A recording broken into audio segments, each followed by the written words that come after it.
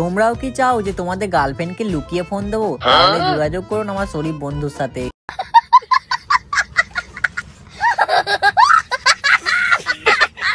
এই যে ফোনটা দেখতে পাচ্ছ না, এই ফোনটার বক্তব্য হলো যে শরীফ নাকি চায়না থেকে তাকে নিয়ে এসেছে।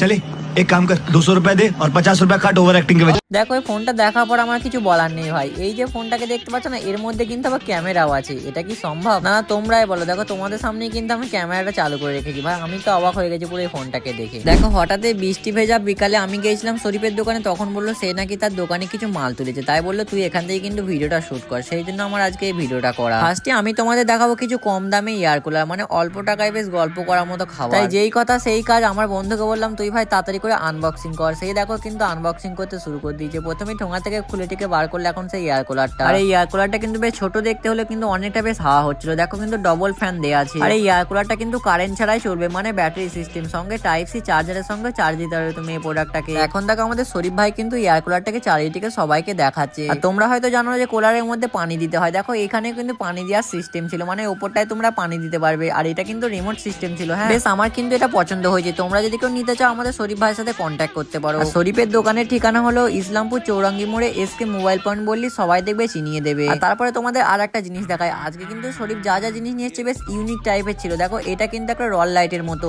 কারেন্ট ছাড়াই চলবে। আমার বন্ধু একটু টিকটক স্টার, তো সেই জন্য দেখো একটু টিকটকও করে নিয়েছে রল লাইটটাকে নিয়ে। তারপরে দেখো আমার বন্ধুরা বার করে দিল সেই গুপ্ত মোবাইল, মানে তোমার যদি কোনো গার্লফ্রেন্ড থাকে তুমি এই মোবাইলটাকে গিফট করতে পারো। খুব সুন্দর রাতের বেলা কথা বলা হবে।